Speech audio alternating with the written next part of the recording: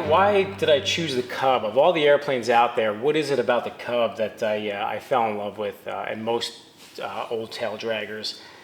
I think when I became an airline pilot, I always thought that, from first starting out flight training, I always wanted to fly something a little faster, more complex, more advanced avionics, glass panels, all that stuff, right? And then I think when you get to that point of flying an Airbus especially, you're not really flying the airplane. You're not really doing pilot things, so to speak. You're more just managing the airplane. You're kind of telling it what to do. People joke around that you're a button pusher, and I mean, you really do, you push or pull or twist the heading. The airplane kind of does fly itself. Yeah, you have to know what buttons to press, and you have to be there in case something goes wrong, and you're the decision maker and you're responsible for the airplane and all that stuff. But let's be realistic. Any airline pilot out there is going to tell you that you get to a couple hundred feet, autopilot's on, and then you'll click it off. The majority of guys will click it off, a couple hundred feet above minimums. Occasionally you get the one guy that likes to hand fly it all the way up to the flight levels and click off the auto thrust and do all that stuff. And that's a rare occasion. Usually you let the airplane do everything. It's funny because you fly with somebody and I click off the auto thrust rarely, and you look at them and you can tell that they're really uncomfortable. And it's like, when did we become just operations managers or airplane managers where we're afraid to just literally use the thrust with our hands and not let the airplane do it? It's like, what happens if you lose that automation? Automation dependency is a real thing. And I'll give my airline a ton of credit because they do a phenomenal job of when we go into training, making sure that we click off the automation and kind of get back to that I don't want to call it stick and rudder because you still can't really use the rudder in the Airbus, but that hand flying. So our airline does a great job, and our instructors do a great job of making sure you keep those skills sharp. And it's interesting how quickly you lose it when you get to the airlines flying bigger airplanes. So I think what's special about the Cub is it's on the complete opposite spectrum of an airliner such as the Airbus. There's no electrical system. So you hand prop it, which is cool. There's no radios. I have a handheld radio, and I do have Stratus for ADS-B in. But when you're out there and pounding around a grass strip, there's nobody to talk to. There's no glass panel to look at. People ask me, what airspeed do you look at, or what RPMs do you pull back when you're beating the numbers? Honestly, I don't really know. I can tell you it's around 60 or something like that. But in the Cub and a lot of these old tail draggers, you're not looking at the instruments. You're looking outside and you're hearing the slipstream and the engine, and that's what lets you know the speed that you're at. What you feel in the flight controls tells you how much airspeed you have or how much you're asking of the wing, and all that stuff is what makes the Cub and most tail draggers so awesome. Where in the Airbus, there really isn't that seat of the pants experience that you get in the Cub.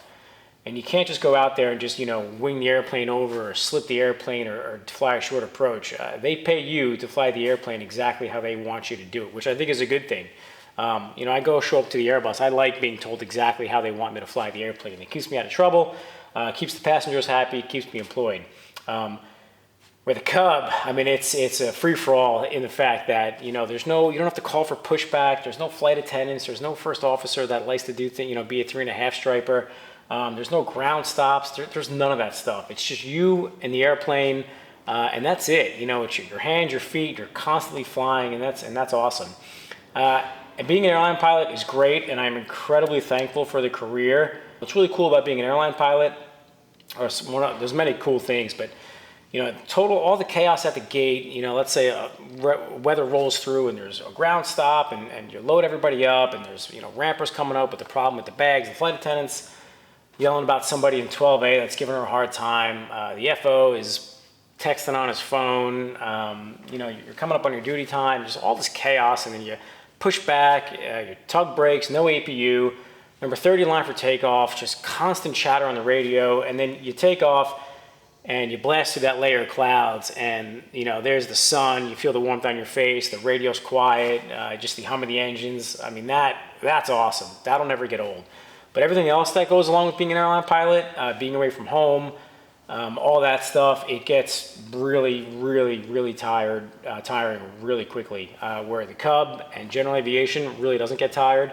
It's fun. And with the airlines, if there's the joke is there's no point looking at the weather because you're going.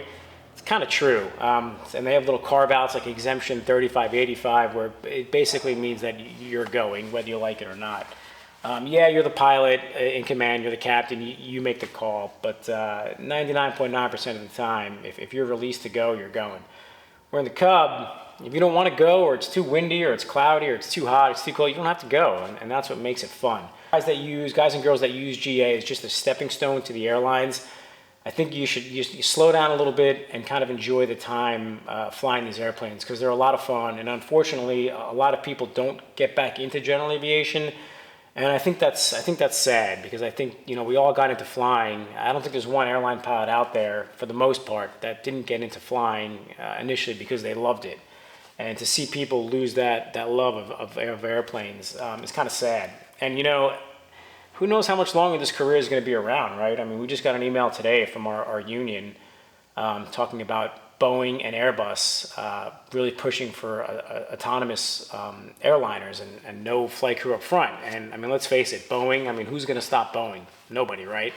So in the future, who knows? These might be the only airplanes that will be able to fly for as long as they allow us, until, the Amazon and their drones wants the airspace 1,000 feet and below. A little bit of a rant here, but just the point is that the goal of being an airline pilot, it's great, it's awesome, it's admirable, that's what I do, and it feeds my family, and it's great. But just, slow down a little bit and appreciate these airplanes, because they're a lot of fun, and it's the most fun flying that you'll ever do it in your lifetime. I could guarantee you that.